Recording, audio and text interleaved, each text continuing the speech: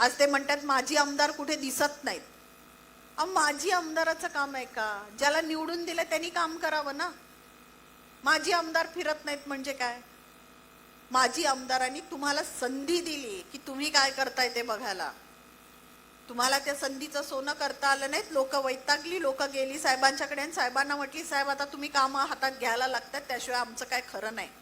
आणि म्हणून अमल साहेबांनी शेवटच्या टप्प्यामध्ये सगळी कामं मंजूर करून आणली. नाहीतर अमल साहेबांनी हात वर करू शकले असते. ते माझा काही संबंध नाही, मी आता आमदार नाही, इलेक्शनच्या वेळेस बघू म्हणून.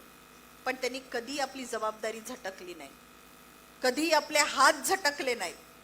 कारण ज्या वेळेस आमचा पराभव झाला त्यावेळेस जेवढी आम्हाला मतं मिळाली होती, लाखभर असतील, 1.5 लाख असतील, त्या मतांच्या साठी, त्या मतांच्या विश्वासासाठी अमल महाडिक सदैव काम करत राहिले.